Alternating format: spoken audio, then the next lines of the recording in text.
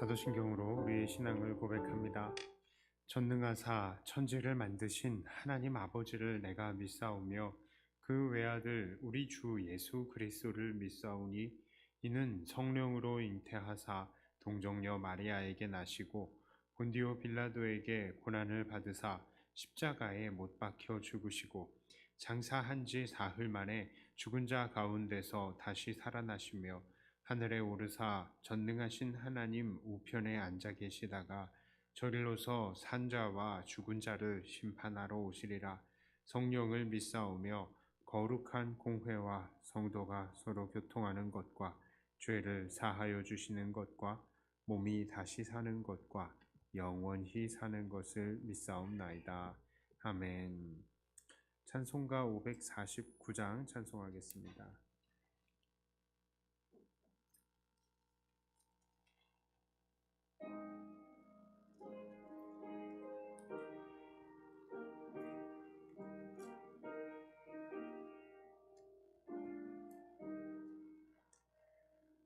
내 주여 뜻대로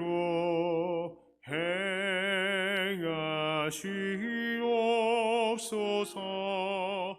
온 몸과 영혼을 다 주께 드리니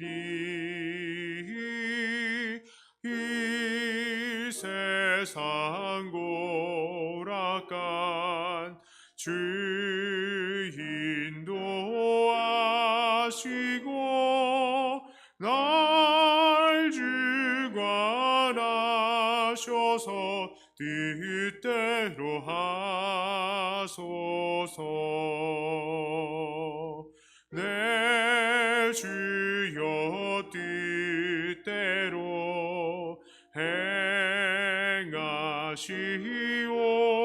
행하시옵소서. 큰 근심 중에도 낙심케 마소서. 주님도 때로는 울기도 하셨네. 날 주관하셔서 뜻대로 하소서. 내 주여 뜻대로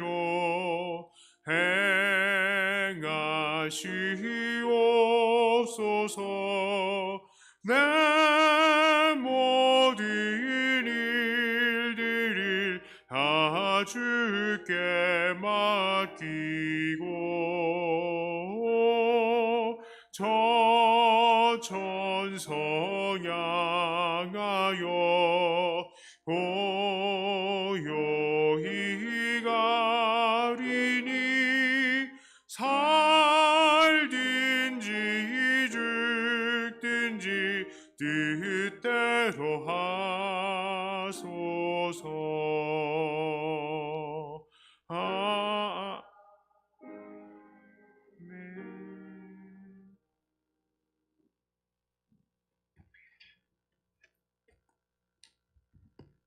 하나님 말씀은 에스겔 20장 40절부터 44절까지의 말씀입니다.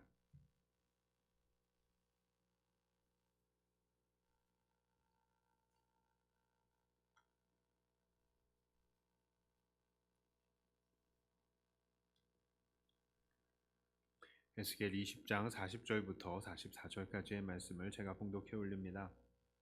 주 여호와의 말씀이니라.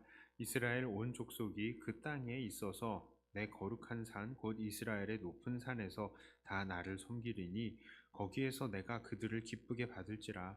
거기에서 너희 예물과 너희가 드리는 첫 열매와 너희 모든 성물을 요구하리라. 내가 너희를 인도하여 여러 나라 가운데에서 나오게 하고 너희가 흩어진 여러 민족 가운데에서 모아낼 때에 내가 너희를 향기로 받고 내가 또 너희로 말미암아 내 거룩함을 여러 나라의 목전에서 나타낼 것이며 내가 내 손을 들어 너희 조상에게 주기로 맹세한 땅, 곧 이스라엘 땅으로 너희를 인도하여 드릴 때에 너희는 내가 여호와인 줄 알고 거기에서 너희의 길과 스스로 더럽힌 모든 행위를 기억하고 이미 행한 모든 악으로 말미암아 스스로 미워하리라. 이스라엘 족속아, 내가 너희의 악한 길과 더러운 행위대로 하지 아니하고 내 이름을 위하여 행한 후에야 내가 여호와인 줄 너희가 알리라. 주 여호와의 말씀이니라. 아멘. 에스겔 20장을 차근차근 읽어보면 아주 자주 나오는 단어가 있습니다. 그것은 바로 맹세라는 단어입니다. 그런데 이 맹세라는 말이 처음 나온 배경은 이렇습니다. 이 에스겔 앞에 이스라엘 장로들이 와서 앉아 있습니다. 자, 이들은 하나님 앞에 자기의 운명을 물으러 나온 거예요. 그런데 그들에 대해서 하나님께서 하시는 말씀이 3절과 같습니다. 3절 말씀에 이렇게 있습니다. 인자야, 이스라엘 장로들에게 말하여 이르라. 주 여호와께서 이렇게 말씀하셨느니라. 너희가 내게 물으려고 왔느냐? 내가 나의 목숨을 걸고 맹세하거니와 너희가 내게 묻기를 내가 용납하지 아니하리라. 주 여호와의 말씀이니라. 자, 이게 바로 본장에서 처음 나타난 맹세의 쓰임이에요. 하나님께서 자기 목숨을 걸고 맹세하신다 하면서 그들이 하나님에게 물으러 오는 거, 내가 용납하지 않겠다, 이렇게 말씀하시는 겁니다. 자, 왜 하나님께서는 그렇게 맹세라는 말까지 쓰시면서 그것도 자기의 생명을 걸면서까지 이들을 거부하고 계시는 것입니까? 그 이유는 바로 이스라엘 민족은 하나님과의 맹세를 소홀히 했고 또 소홀히 하고 있는 민족이기 때문입니다. 6절에 이렇게 말씀해요. 그날에 내가 내 손을 들어 그들에게 맹세하기를 애굽 땅에서 인도하여 내어 그들을 위하여 찾아두었던 땅, 곧 젖과 꿀이 흐르는 땅이요 모든 땅 중에 아름다운 곳에 이르게 하리라 하고, 자, 이렇게 하나님께서는 이스라엘에게 맹세하시면서 그들에게 젖과 꿀이 흐르는 땅을 주시겠다라고 하셨습니다. 자, 그런데 이 맹세, 하나님의 일방적인 맹세였나요? 그것은 분명히 조건이 있었습니다. 바로 이스라엘 백성들이 하나님을 경외하고 하나님의 율례와 법도에 순종하겠다는 그 약속이 이 맹세에 사실은 다 포함이 돼 있었던 거예요. 하지만 그들이 어떻게 반응을 했습니까? 19절부터 21절까지의 말씀이에요. 나는 여호와 너희의 하나님이라. 너희는 나의 율례를 따르며 나의 규례를 지켜 행하고, 이게 맹세에 따른 조건이거든요. 율례와 규례.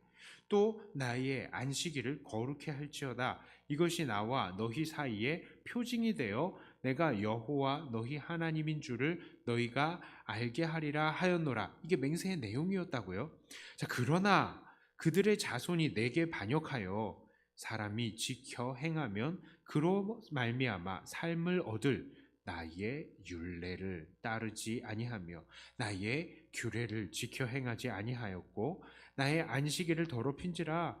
이에 내가 이르기를 내가 광야에서 그들에게 내 분노를 쏟으며 그들에게 내 진노를 이루리라 하였으나, 자, 그렇습니다. 이들은 광야에서도 하나님의 말씀을 두려워하지 않았습니다. 이들의 이런 모습은 분명히 죽어 마땅한 것이죠. 그러나 하나님께서는 이들에게 땅을 주시겠다는 그 맹세를 하셨던 그 자기 이름의 영광을 위하여 그들을 멸하지 않으시고 그들에게 땅을 허락하셨습니다. 자, 그러면 이들은 어떻게 살아야 돼요? 잘 살아야 되잖아요, 하나님 앞에. 그 땅에서 이스라엘 백성 그러면 어떻게 살았습니까? 28절에 이렇게 말하죠. 내가 내 손을 들어 그들에게 주기로 맹세한 땅으로 그들을 인도하여 드렸더니 그들이 모든 높은 산과 모든 무성한 나무를 보고 거기에서 제사를 드리고 분노하게 하는 제물을 올리며 거기서 또 분향하고 전제물을 부어 드린지라. 하나님께서는 계속해서 맹세하신 것을 이루시고 그것을 정말로 신실하게 다 지켜주셨어요. 자, 그런데 이스라엘 사람들은 그 맹세에 신실하지 않고요, 계속해서 하나님의 뜻을 어기고 있는 겁니다. 거기다가 이제는 다시 하나님을 욕되게 하고 있어요. 그렇습니다. 이들은 하나님 앞에서 맹세하는 것들을 제대로 지키지 못하는 사람들이었습니다. 그렇기 때문에 하나님께서는 지금 이스라엘의 에스겔 앞에서 이 물으러 오는 이 이스라엘의 장로들을 거부하면서 야, 맹세컨대 너희가 내게 와서 묻는 거 내가 용납하지 않겠다. 이렇게 말씀을 하시는 겁니다. 자, 그런데 그 하나님께서는 이제 또 다른 맹세를 하시고 계세요. 그것이 무엇입니까? 33절의 말씀입니다. 주 여호와의 말씀이니라 내가 나의 삶을 두고 맹세하노니 내가 능한 손과 편팔로 분노를 쏟아 너희를 반드시 다스릴지라. 자, 그렇습니다. 하나님의 또 다른 맹세는 바로 하나님의 능력과 손과 팔로 분노를 쏟아서 이스라엘 사람들을 반드시 다스리실 것이다 라는 말이에요. 하나님의 분노는 너무나도 무섭습니다. 그래서 이미 그 분노하심 때문에 이스라엘의 많은 사람들은 이미 바벨론의 포로가 되어서 살고 있는 거예요. 그러나 여기서 우리는 또 다른 희망을 발견할 수 있습니다. 왜 그렇습니까? 여전히 하나님은 그 백성에게 관심을 두시고 계시기 때문이에요. 만일 하나님께서 이스라엘 사람들을 향해서 정말로 분노하셨다면 이스라엘 사람들을 그냥 싹 다 분노로 다스리는 것에서 그냥 그치지 않으셨을 것이기 때문입니다. 아주 그냥 싹 멸망시켜 버리시고 그저 잊어버리시면 되는 거 아니에요? 그게 진짜 분노죠. 그러나 하나님께서는 그의 백성들을 포기하시지 않으셨다고요. 그리고 하나님께서는 이들에게 또 다른 은혜를 베풀어 주시는 것입니다. 37절 38절에요. 내가 너희를 막대기 아래로 지나가게 하며 언약의 줄로 매려니와 너희 가운데에서 반역하는 자와 내게 범죄하는 자를 모두 제하여 버릴지라. 그들을 그 머물러 살던 땅에서는 나오게 하여도 이스라엘 땅에는 들어가지 못하게 하리니 너희가 나는 여호와인 줄을 알리라. 자, 그렇습니다. 하나님께서는 이들과 또 다른 언약 관계를 맺으시고요. 그 안에 범죄한 반역자들만 제거하실 것을 약속하시는 것이죠. 그리고 하나님은 또 이것을 약속하십니다. 42절에요. 내가 내 손을 들어 너희 조상에게 주기로 맹세한 땅, 곧 이스라엘 땅으로 너희를 인도하여 드릴 때에 너희는 내가 여호와인 줄을 알고. 그렇습니다. 하나님께서는 예전 이스라엘 조상들에게 맹세했던 그 땅을 다시 회복해서 그 땅에 들어갈 수 있게 하실 것이다 라는 겁니다. 그렇습니다. 이 본문을 통해서 우리는 무슨 결론을 얻습니까? 그것은 바로 사람은 이 맹세에 신실하지 않지만 하나님은 신실하시다는 것이죠. 사람들은 늘 반역하고 하나님을 떠나지만 하나님은 하나님의 백성들에게 하셨던 그 맹세를 잊지 않으시고 그들을 벌하시더라도 결국 그들에게 약속하셨던 것을 반드시 이루어지게 하신다라는 것입니다. 하나님께서 이스라엘 백성에게 약속하신 것은 결국 어떻게 되었습니까? 완벽하게 이루어졌죠. 이들 바벨론 포로들은 결국 하나님께서 약속하신 젖과 꿀이 흐르는 가나안 땅으로 돌아오게 되었습니다. 자, 그런데요. 그 하나님의 약속 이행은 거기서 그치지 않았어요. 40절에 이렇게 말씀합니다. 주 여호와의 말씀이니라 이스라엘 온 족속이 그 땅에 있어서 내 거룩한 산 곧 이스라엘의 높은 산에서 다 나를 섬기리니 거기에서 내가 그들을 기쁘게 받을지라. 거기에서 너희 예물과 너희가 드리는 첫 열매와 너희 모든 성물을 요구하리라. 자, 하나님께서는 이제 그의 백성들이 하나님의 산에서 하나님을 온전히 섬길 것이고 하나님도 그들을 기쁘게 받으실 것에 대해서 약속하셨어요. 자, 그런데 여기서 말씀하신 하나님의 산이란 무엇입니까? 이것은요, 바로 하나님을 기쁘게 만나며 함께 기쁨으로 예배드릴 수 있는 궁극적인 장소인 바로 예수님을 상징적으로 표현한 것입니다. 그래서 예수님도 요한복음에서 이렇게 말씀하셨어요. 요한복음 4장 21절, 이 4장에 이 사마리아 여인과 이야기를 하는 부분이죠. 4장 21절에 이렇게 말합니다. 예수께서 이르시되 여자여 내 말을 믿으라. 이 산에서도 말고 예루살렘에서도 말고 너희가 아버지께 예배할 때가 이르리라. 자, 그리고 23절에요. 아버지께 참되게 예배하는 자들은 영과 진리로 예배할 때가 오나니 곧 이때라 아버지께서는 자기에게 이렇게 예배하는 자들을 찾으시느니라. 그렇습니다. 우리 하나님께서는요, 하나님의 백성들에게 맹세하신 것을 그냥 이루어 주시는 것이 아니고 예수 안에서 영원하고 완벽하게 이루어 주신 거예요. 그래서 장소를 뛰어넘어서 하나님의 예수님이, 이 하나님의 산이신 예수님 안에서 우리가 하나님을 온전히 예배할 수 있게 하신 것이죠. 그렇습니다. 사람은 신실하지 못하지만 하나님은 신실하셔서요, 이것을 완벽하게 이루시고 예수 안에서 이제는 이 모든 것들이 이제는 떠나지 못하도록, 그 산에서 떠나지 못하도록 주님께서 그냥 우리를 인도하여 주신 것입니다. 정말로요, 이걸 보면 하나님은 짝사랑의 하나님이에요. 짝사랑의 하나님. 자, 그러므로 우리는 어떻게 살아야 마땅하겠습니까? 우리는요, 하나님께서 맹세에 신실하시다는 것을 기억하시면서 우리도 하나님 앞에 언약에 충실한 사람들이 되어야 하겠습니다. 우리도 예수님 안에서 새 언약의 백성이 되었어요. 우리도 주님 안에서 맹세한 자들이 되었다고요.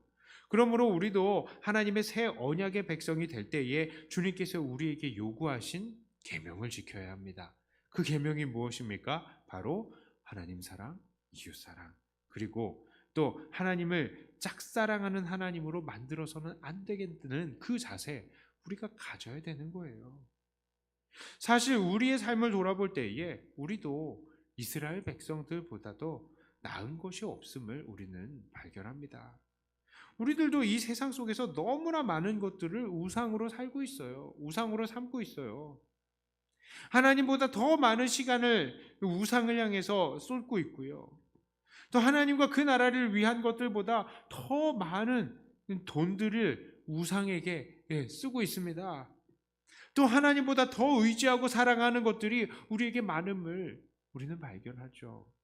그리고 우리가 계속 그런 우상들에게 우리의 마음을 줄 때에 결국 그것이 어떻게 됩니까? 다시 우리 하나님을 짝사랑하는 상태로 만들어 버리는 것입니다. 그러나 하나님이 진짜 사랑하시고 오늘 여전히 성령님을 통해서 우리를 계속 흔들고 깨우시지 않으시면요, 우리는 거기 계속 빠져 사는 그런 거예요. 그나마 하나님께서 우리를 자꾸 끌어주셔서 다행이지, 우리는 그런 하나님의 그 부르심이 없으면 그냥 늘 하나님 잠깐만요 하고 우상을 향해서 바라보고 있는 그런 상태가 되는 것 아니겠습니까?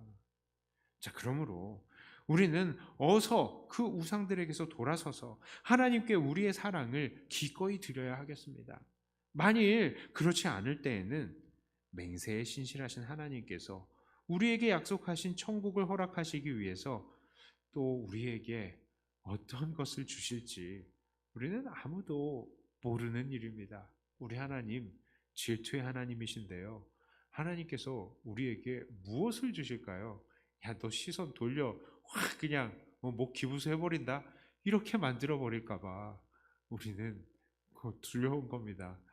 목 기부수하고 딱 이렇게만 보게 만드는 것보다 우리의 의지대로 기쁨으로 하나님을 보는 게 더 좋잖아요.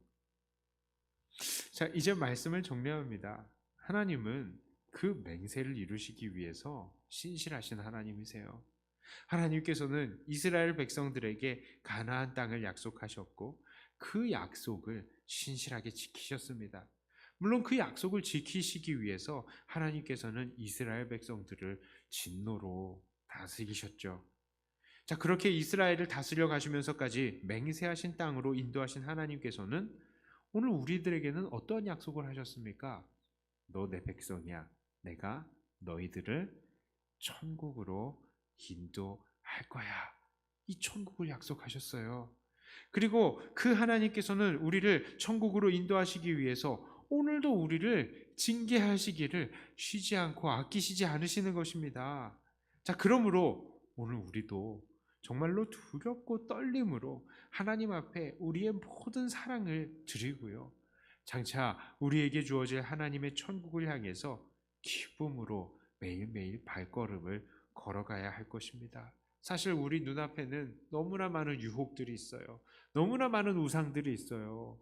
너무나 많은 것들이 우리의 시선을 사로잡는다고요. 그렇기 때문에 오늘도 우리는 기도할 때마다 정신을 차리고 하나님, 내가 주목해 보고 있는 게 무엇입니까? 오직 하나님만 보게 하여 주시옵소서. 하나님과 함께 했던 그 언약에 신실한 내가 되게 해 주시옵소서. 하나님을 짝사랑하는 하나님으로 만들지 않는 내가 되게 하여 주시옵소서 하고 날마다 하나님께 앞에 그냥 쪼르르르 달려와서 기도하며 하나님의 기쁨이 되시는 저와 여러분들이 다 되시기를 주님의 이름으로 축복합니다. 기도합니다. 하나님, 맹세에 신실하신 하나님, 그리고 우리를 늘 사랑하시는 착사랑의 하나님, 하나님, 우리가 이 하나님을 외롭게 만들지 않도록 늘 하나님 앞에 기쁨으로 달려가는 자들 되게 하여 주시옵소서. 우리의 마음을 세상의 우상에게 주지 않게 하여 주시고 오직 하나님께만 우리의 마음을 올릴 수 있는 우리들이 되게 하여 주시옵소서.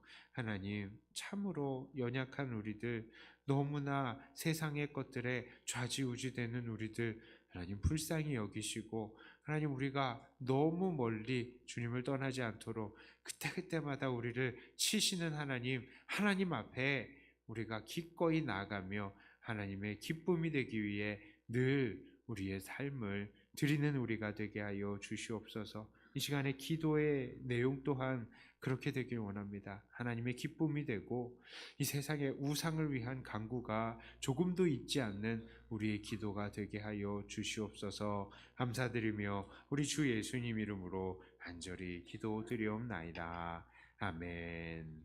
하늘에 계신 우리 아버지여, 이름이 거룩히 여김을 받으시오며 나라의 임하옵시며 뜻이 하늘에서 이룬 것 같이 땅에서도 이루어지이다.